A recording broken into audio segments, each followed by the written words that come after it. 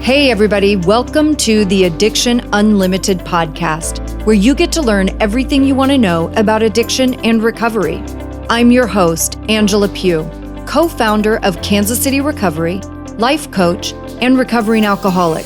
To learn more about me, you can listen to episode 0 on your podcast app or find us on the web at addictionunlimited.com. Hello, my friends. Welcome to another great episode of the Addiction Unlimited podcast. I'm your coach, Angela Pugh, life coach, recovering alcoholic, and entrepreneur. And I'm going to start this episode with a mind-blowing statistic. Are you ready? Okay, here we go. Everyone has triggers. Crazy, right? I know it's not that mind-blowing when you think about it because we're all living life, dealing with the ups and downs and the changes we have to make as we go through it. Change is inevitable. And when we're undergoing change and leaving old behaviors, habits, and people behind, there will be triggers. It's also a little comforting to know that we're in this together, because if you've had to overcome triggers like I have, then we're not alone. Actually, we're in great company. Now, if I told you that you can get through all the triggers and I can show you how to do it, would you be interested? Yes. I hope you just said yes, because that's what we're doing today. It's important to continue talking about this topic of triggers because I know many of my clients experience it to the point that they fear starting new and exciting endeavors, or they will start and they definitely don't follow through on these new and exciting endeavors because they begin to think, like, I don't want to deal with the triggers and cravings 24 hours a day, or Thursdays are a huge trigger for me and I don't know how to get through it. So they don't start or stick with the process. Have you been guilty of this? I know I have for sure. And I've overcome it. And I want to talk to you about how you can as well. The thing is, triggers are a real thing. And if you're dealing with them and sometimes feel like they are winning the battle, I want you to know you are far from alone. There is nothing wrong with you, and you can definitely overcome it. In fact, let me tell you about some of my experiences recently with sugar addiction triggers. When I gave up sugar last year. Some of you that know me personally probably know this story a little bit, but I'm going to get a little more in detail to really prove my point that triggers are very real and happen to all of us. So I've struggled with sugar addiction for many years. I would say food was my first addiction long before alcohol ever entered the picture. And I want to give you a little background on this so you can see how it all played out. Growing up, we were a dessert family, and I grew up back in the day that everything was made from scratch, and your mom and your grandma always had like fresh baked pies and cobblers and all of this amazing stuff. Now, as a kid, I wasn't obsessed with desserts. I loved them, but I didn't spend a ton of time thinking about them or craving them or overeating them. And when I became a drinker, I didn't eat much at all. We would gather over dinner in a beautiful restaurant and eat good food. But as time went on, the focus became more about the cocktails and less about the food. And I never ate sugar because I didn't want to waste my stomach space with food and dessert because I needed that space for alcohol. So fast forward 100 years, I get sober. And when you're listening to this, actually, I will have just celebrated my 17th sober birthday. So back to the story, I got sober.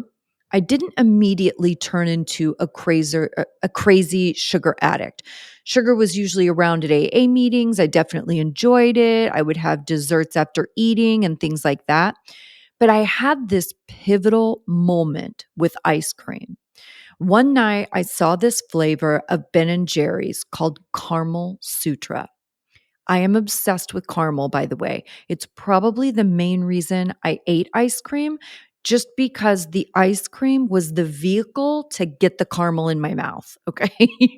I'm like that with a lot of foods too. I only eat bagels as a vehicle for cream cheese. Anyway, back to the story. So I get a pint of caramel sutra, and it has this amazing, super fat thread of caramel all the way through the ice cream. And I was hooked instantly. But also remember, I'm lazy. So I wasn't going to go to the big grocery store all the time to get ice cream because I'm just too lazy to have to park and walk around an entire store for a pint of ice cream. Remember, too, this was like 10 or 11 years ago. I'm not nearly that lazy now. Thank goodness I've worked through a lot of that. I am much less lazy now, but it is a core drive in me that I have to always be aware of. But I had this convenience store right around the corner from my apartment. And when I was in there one night, I saw they had a small cooler with ice cream. And I could see they had Ben and Jerry's. So I walk over and I'm like, there's no way. They've only got a few here. There's no way they're going to have my flavor. Much to my surprise, there it was, my friends, Caramel Sutra. And this is where my addiction took off because now it was fast and easy and convenient. I could pop right into the convenience store, grab it. It only took a couple of minutes. And I started having it 4 to 5 nights a week. Now, my other great love is gummy candy, 12 flavor bears, peach rings, sour snakes. I could literally eat pounds of gummies. And they sell these everywhere. And I'll be honest with you, quitting sugar has been the hardest thing I've ever quit. I gave up drinking and it didn't bother me that much. I quit smoking after 20 years of being a smoker, didn't bother me that much. Not that it was easy, but I never felt overwhelmed by cravings or felt like I couldn't do it. But sugar has been so crazy hard, and I've learned so much about myself in this process, mostly about all of the rituals I have with sugar. And I've talked about this before with food too. I have all these rituals at every grocery store or the mall or the convenience store, at every retail store I go to. Literally everywhere I go, I have food and candy rituals. I didn't have that experience with alcohol because I just stopped going to the places that revolved around alcohol, right? Liquor stores and bars. But with food and sugar, it's everywhere I go, all day, every day, because I'm still going to the grocery store, the mall, retail stores. But now I have to fight through those cravings every step of the way. I also have the rituals at my house. For a long time, I had this ritual of picking up dinner and ice cream, bringing it home.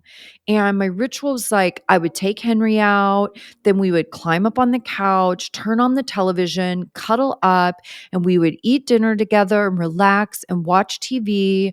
Then I would move on to my pint of ice cream. And this brought me so much joy. Almost can't put it into words. But it's bittersweet because that 40 to 45 minutes of eating, I was so content and relaxed and enjoying all these incredible flavors. But for the next 24 hours, I was pretty uncomfortable. I'd wake up bloated, my face would be puffy, I'd have no energy or motivation. And sugar for me, sugar makes me sad. So I would always be super down the day after, and then I would pile on more sugar. So triggers aren't only out in the world, they're in my home all the time. Overcoming triggers is a reality of life. To put it in perspective, you deal with the same sort of triggers with relationships and jobs and parenting.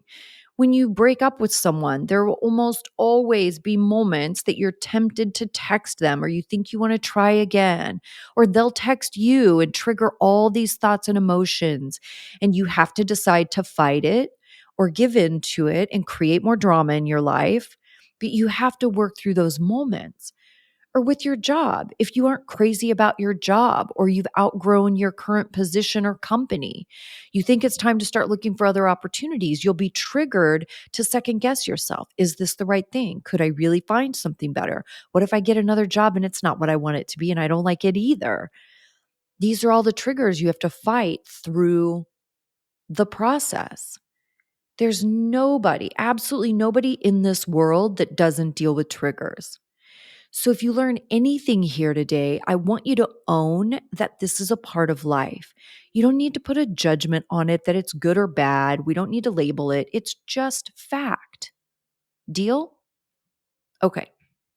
I get fired up about this topic because I see how much potential you have and I've lived it. I know what's possible. I know that the inability to deal with triggers can literally be blocking you from your greatness and stopping you from taking your recovery to a place you can't even imagine right now. If I thought about my sobriety 16 years ago, wait, I need to start saying 17 because when this airs, it'll be 17.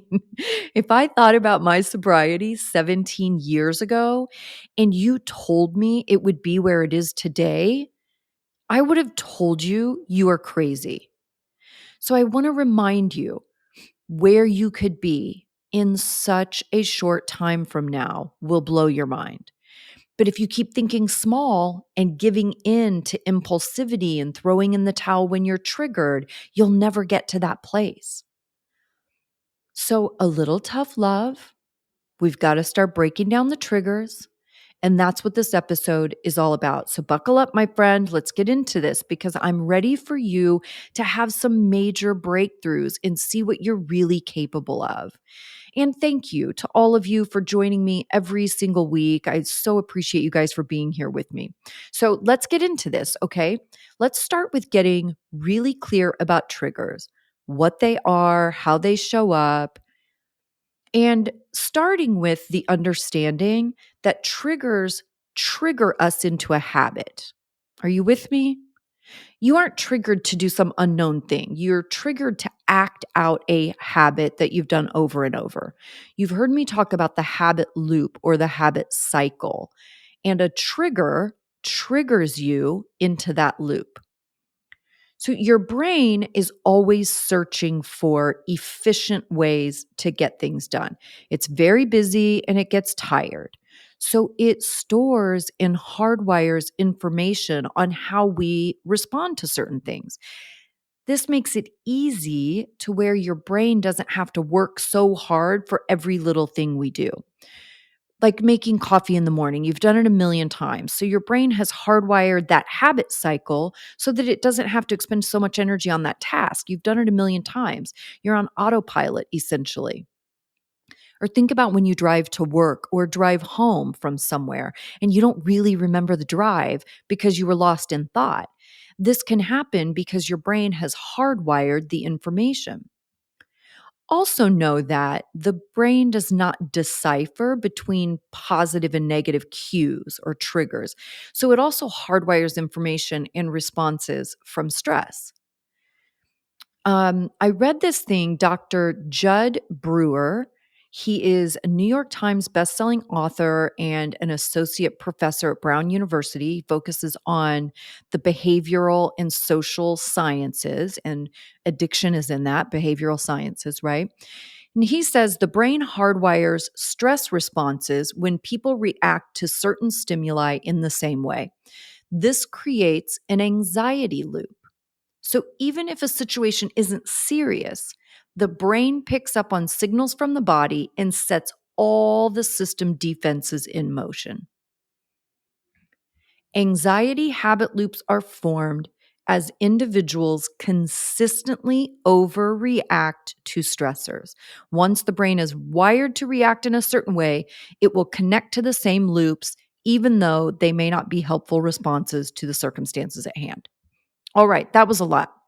But the part I really want you to pay attention to here, habit loops are formed as individuals consistently overreact to stressors. Maybe you're nodding your head yes right now, and you can relate to this way of explaining habit loops. A trigger triggers a habit loop. And newsflash, we all experience triggers and habit loops every day. It's just how your brain consolidates things to save its energy. The good news is I have 5 impactful ways to take control of your habit loops and kick those triggers down the road. Now, I want to say this: triggers show up in different ways for different people. For one person, it might be an emotional trigger, like getting your feelings hurt or feeling insecure, or uncertain about something, or getting angry. All of those can trigger you to the behavior. Or maybe for someone else, the trigger shows up in a person or a place. We all know how hard it can be to see someone or get a text from someone who you've really had a lot of fun times with, but now it's totally detrimental to your well being to see that person right now. And perhaps this is one that is particularly difficult. It can be a trigger of time, like what I call the witching hour, that time of the day that triggers all the thoughts and leaves you vulnerable. But no matter how you're experiencing triggers, the tools I'm going to share with you today are going to help you overcome those feelings so that you can stay the course on your plan and be your amazing self for your friends and your family. So, the first way that you're going to kick triggers to the curb is to get out of your feelings and into reality. Sound weird? Yes. True? 100%. The reason I wanted to kick this off with this concept, get out of your feelings and into reality, is because you have to start there.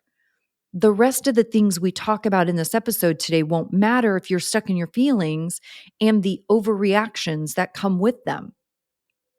Now, here's the deal: you're making big changes in your life to be a better version of you, right? And you were drawn to make this change for a very intentional reason. And I promise you that the clarity and confidence, stability, and the relief you're dying for doesn't come from overreacting to temporary feelings. I'm not going to sit here and tell you that you should never feel your feelings or feelings are bad. Feelings are fantastic. Feelings can be a great guide in our lives to tell us what is effective and what's ineffective. The problem is when the feelings control you and you aren't controlling them. Meaning something happens in your life and you spin into an emotional reaction without taking a moment to get grounded in reality. Pause. Allow yourself a more appropriate response. Let's take traffic as an example because it's an easy one. It's always an easy one. Someone changes lanes to be in front of you and they cut it a little close and they didn't use their blinker. Maybe you're a person who starts cussing them, calling them names, assassinating their character. Maybe you yell at them and point your finger as you drive by or flip them off because you need to teach them a lesson, right? They need to be more responsible. And if they're in a hurry, they should have left the house earlier. That stranger's action triggered an emotional response in you, made you angry. So your immediate reaction is to judge them, decide their intention was to piss you off because they're a bad person that can't drive and can't leave the house on time, right? All these assumptions and ridiculousness create your overreaction. Getting into reality would be giving that person a little grace, recognizing that you also have made mistakes while driving, that you also have forgotten to use your turn signal at some point in your driving career, and you also have been guilty of distracted driving. The truth is, maybe that person genuinely didn't see you. Or perhaps they got an emergency phone call and they're on their way to the hospital. Or maybe they are a selfish jerk and don't care about other people at all. And that is none of your business. All you have to do is be grateful that you weren't hurt, there was no accident, and grateful that you're a good driver and that you have the mindfulness to stay away from people who don't drive in a way that you're comfortable with. And you have full control of all of those circumstances. You see the difference here? It doesn't require a big emotional reaction that gets your anxiety jacked up and causes you to feel bad and be pissy and irritable with your people for the rest of the day because you can't control everyone's behavior. I get how frustrating it is that people won't behave properly. But you are also one of those people. And other people and their behaviors are none of your business. And this kind of irritation and anger and dwelling on it or saying this ruined my whole day is a bit much. And that discomfort and anxiety is exactly what will lead you straight to the behavior you're trying to change. This would have put a drink in my hand so fast, I wouldn't even realize it. Or more recently, that kind of anger, getting all wound up, would have led me to emotional eating because I don't drink anymore.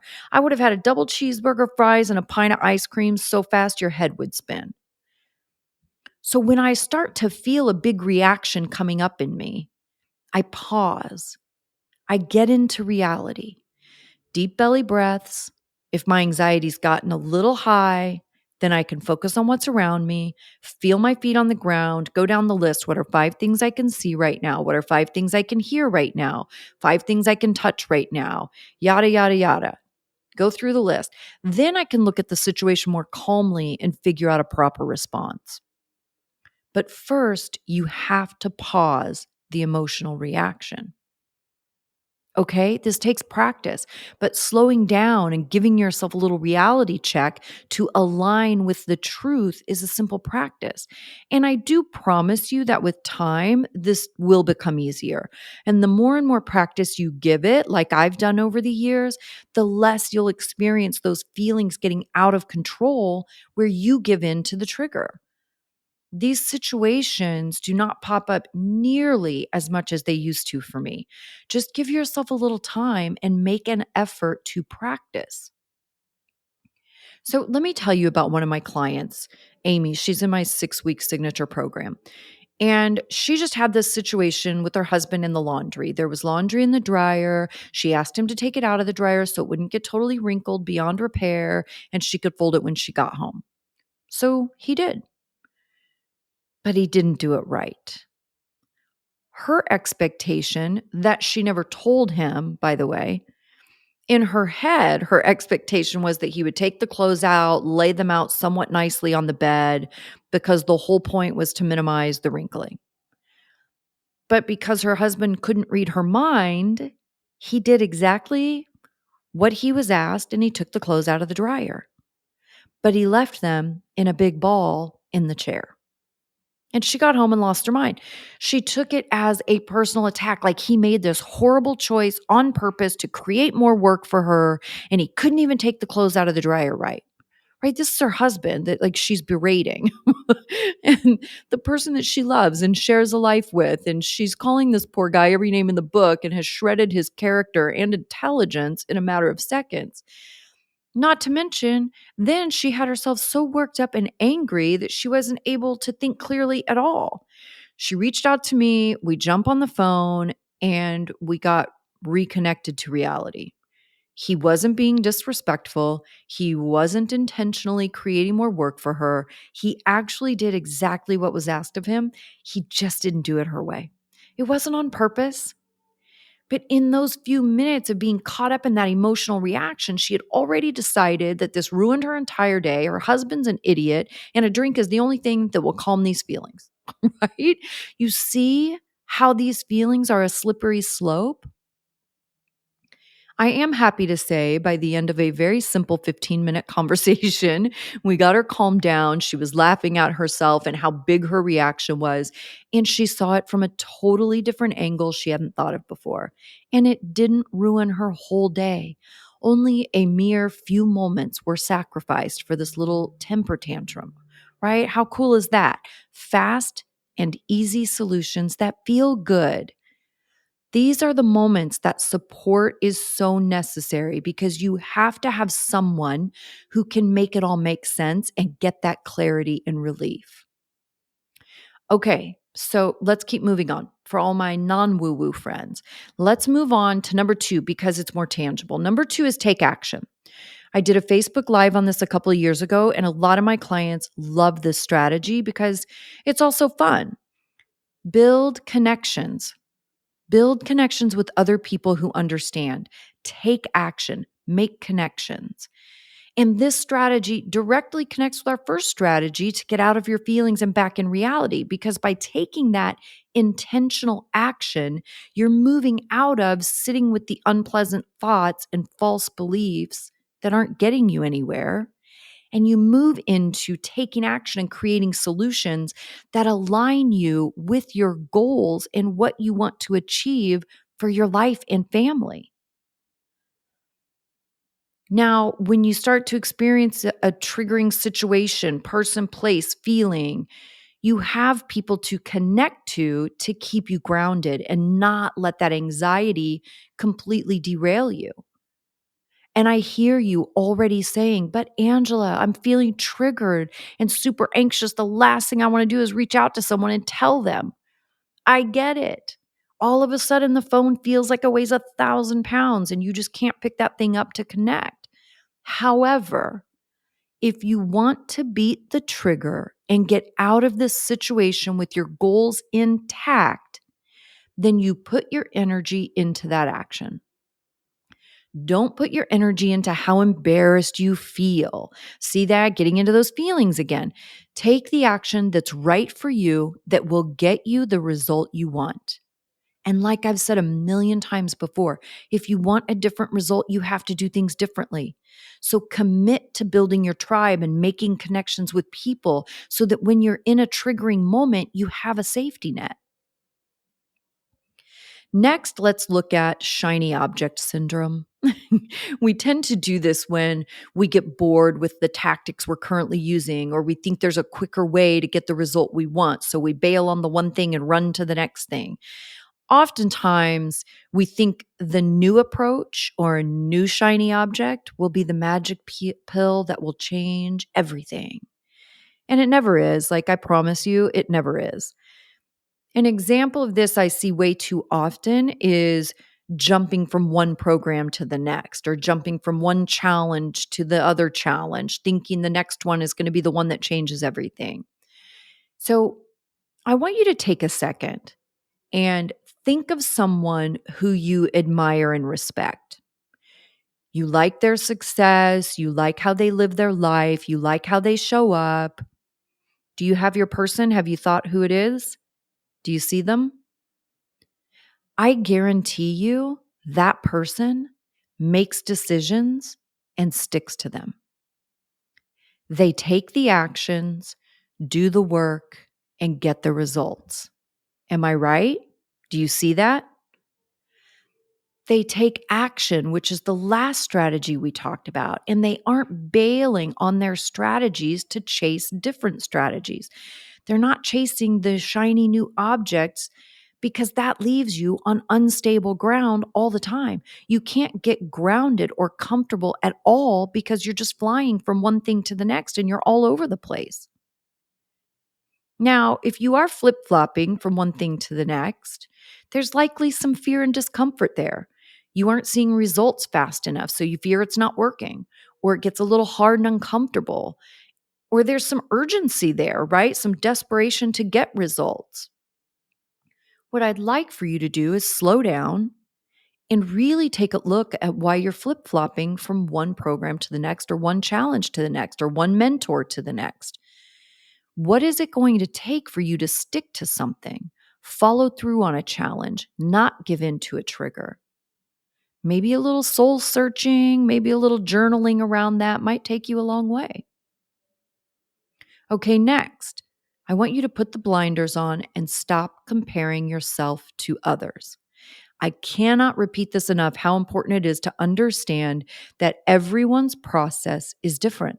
Everyone's triggers are different. It's natural to compare yourself. And when you catch yourself doing it, just have a mantra that you can repeat to get yourself grounded and back to reality. Like when I got sober and a thought of drinking would enter my head, my mantra was, we don't do that anymore. Figure something else out. And then move on. Whatever your mantra is, you can make it up or Google one, but have that simple one liner that you can use to remind yourself of the reality. Another one I use a lot is, that's not the person I want to be.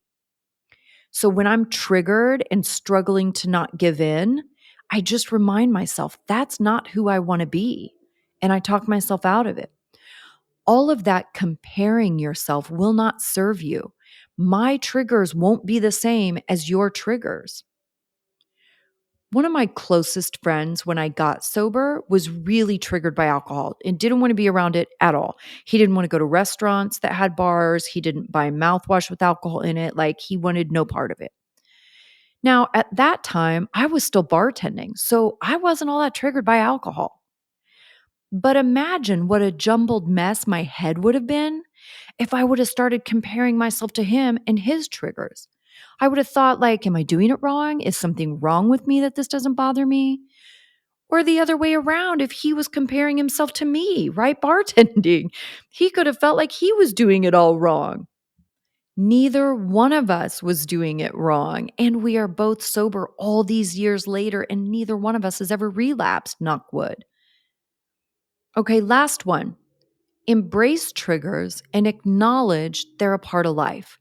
Triggers are a part of the game, and I want to encourage you to embrace it. When you get scared about getting through a situation or being triggered by a text or a song that comes on in the grocery store, all you're doing is saying, I don't think I can do this. And that's not true. When you embrace the triggers and know just to expect them, then it changes your mindset and it allows you to have more confidence, standing in your truth that you know sometimes it will be challenging, and you also know that you can handle a good challenge.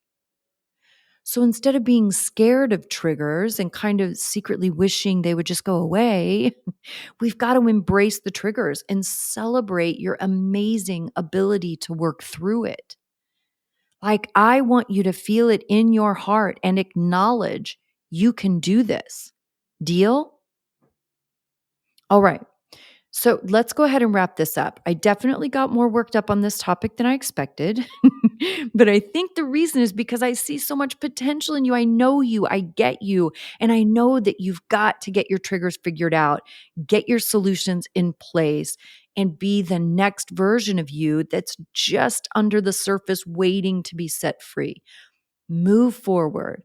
And when triggers show up, now you know how to smack them down. You've totally got this.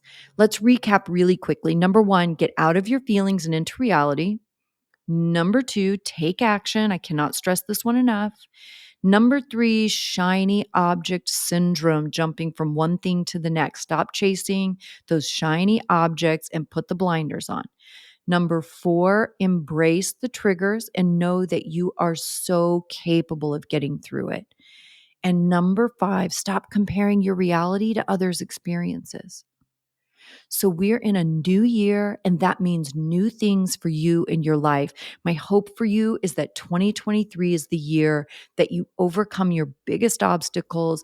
You start to play a bigger game in your recovery and your life.